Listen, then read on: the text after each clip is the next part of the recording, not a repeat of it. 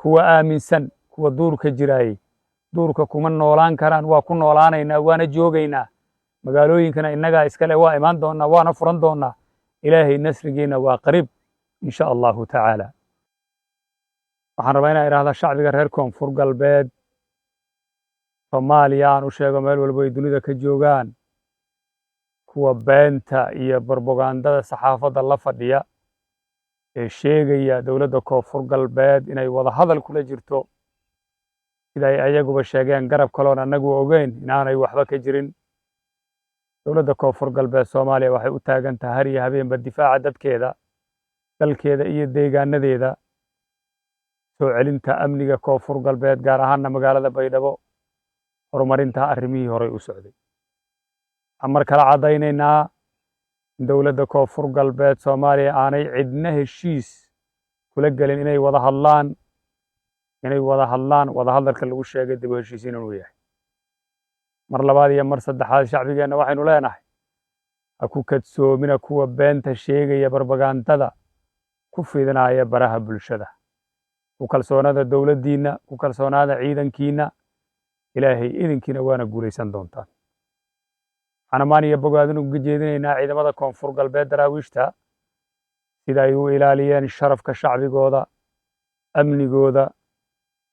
iyo kala dambayntooda intaba waxaan mar kale ku celinaynaa ciidamada daraawiishta koonfur galbeed soomaaliya waxaad ciidan u tihiin shacabkiinna waxaad wiilashooda tihiin shacbigiinna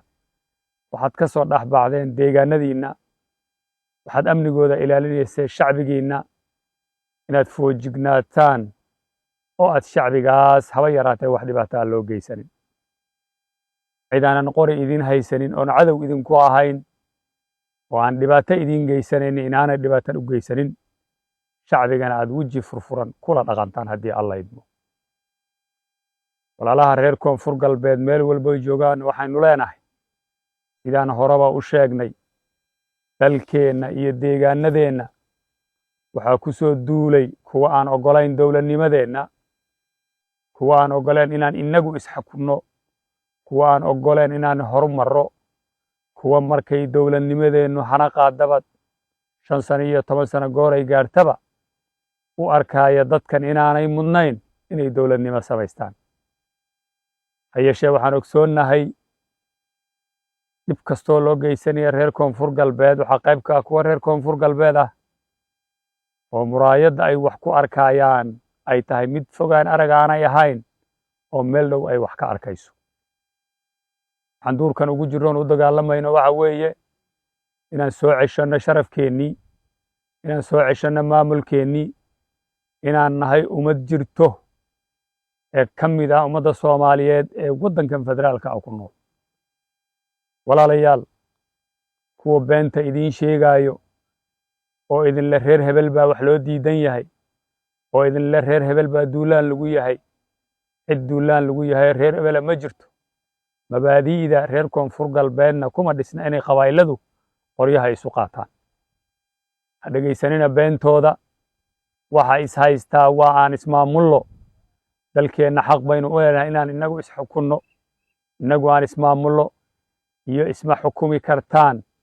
ummad ma noqon kartaan danihiinna gaarka kama shaqaysan kartaan horumarkiinna kama shaqaysan kartaan ilaa annaga casharkaan annagu rabna aan idin meerinno idinkuna aad taa oggolaataan macnaheeduna wuxuu yahay qayb iyo xukun in la kala qaybiyo dadka reer koonfur galbeed danaha guracan ee la rabana laga dhex samaysto yaana lagu kadsoomin walaalayaal shacbigeenna sharafta lahow meel walboo joogtaanba dal iyo dibadba yaan laydin khaldina been iyo barbaganda yaan la idiin sheegin foojignaada waxa la diidan yahay waa qarannimadiinna waxa la diidan yahay waa midnimadiinna waxa la diidan yahay waa awooddiinna dhaqaale ee soo kobcaysa waxaa la rabaa inaad kadib martaan dowlad goboleedyada kale oo dalka ka jira mar kalean ku celinaynaa duulaanka koonfur galbeed lagu soo qaaday laguma qaadin deegaanada kale laguma qaadin jubbaland mar baa la isku dayay ha yeeshee jubbaland waa lagu hungoobay laguma qaadin galmudug wada hadal ayaa loo tegay galmudug sababta keenaysa in koonfur galbeed lagu soo duulo dowladnimadeedii la burburiyo galmudugna wada hadal iyo dib u heshiisiin loogu tagaa waxay tilmaamaysaa kuwaas waa aan ka baqaynaa laakiin idinku tabar ma lihidine sidaan rabnaan idinka samaysanaynaa waa inaad ogaataan halka ay sartu ka qurantay walaalayaal waan annagaa ismaamunaynayna daaya annagaa isku filanayna daaya iyo idin deyn maynay shalaba innagaa idin lahayn maantana waa idin lahaanaynaa waxaanan annagu ogeyn ma samaysan kartaan dowladna ma ahaan kartaan ilaahay idinkii daraawiishta koonfur galbeed iyo dowladda koonfur galbeed taa waa ay diiday innaguna waa diidnay idinkuna diida goor kastoo ay ahaataba halgankeennan barakaysan ma istaagaayo waana guulaysanaynaa wakhtigu waa dheeraan karaa waana gaabnaan karaa intaba diyaar baan u nahay goor kasto iyo goob kastaba ha nagu qaadatee walaalayaal meel walbood joogtaan mar kaleaan idin salaamaynaa ilaahay idinkii waa guulaysanaynaa ha niyad jabina waxa guulaysanaya waa xaqa waxa guuldarraysanayana waa baadilka meel walbood joogtaan daraawiishta koonfur galbeed waa ka xunnahay waxaan ogsoonnahay qaybo ka mida hubkoodii in laga dhigtay oo maanta ay sacbooley yihiin ujeeddada laga lahaa ee loola diriraayo markeedii horeba waxay ahayd koonfur galbeed ciidamo daraawiish oo amnigooda iyo horumarkooda ka shaqaynaya oo tiro badan baa u soo baxay ha la burburiyo ilaahay idinkii annaguna waa fahnay ciidankeennu waa badbaaday inta yaroo magaaladaas ku hartayna waxaan leenahay tusaalaha idinkugu filnaato wiilashii qoryaha laga dhigtay qabiil ahaanna loo beegsaday shakhsi ahaanna loo beegsaday maanta male u dhaqaaqaan aanay haysanin kuwa yaroo weli naawilaya beenta loo sheegaya saraakiisha jeebabka intay lacagta ka buuxsadaan beenta idiin sheegayow war kuwaas waxba idinma hayaan naftiinnana halis bay ku yihiin qoryahana waa idinka furanayaan marka dambena jeelashii la idin diyaariyey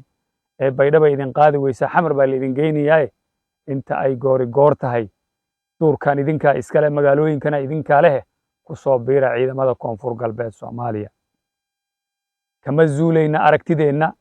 kama zuulayna fikirkeenna duurkanaynu leenahay magaalooyinkan leenahay aabbayaasheennan ka soo gaaray iyagaa inooga tegey dhaxal baynu u leenahay berrina ayadaasaa nalagu aasaya kuwa aaminsan kuwa duurka jiraayey duurka kuma noolaan karaan waa ku noolaanaynaa waana joogaynaa magaalooyinkana innagaa iskale waa imaan doonnaa waana furan doonnaa ilaahay nasrigiina waa qariib insha allahu tacaala meel walbood joogtaan waxaan leenahay guulaysta koonfur galbeed ha guulaysto shacbigeeda ha guulaysato ciidamadeennuna waxay u taagan yihiin ilaalinta amniga iyo kala dambaynta koonfur galbeed gaar ahaanna magaalada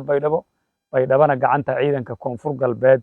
ilaahay idinkii ayay ku soo laaban doontaa goor kastaba ha ahaatee aad iyo aad u mahadsantihiin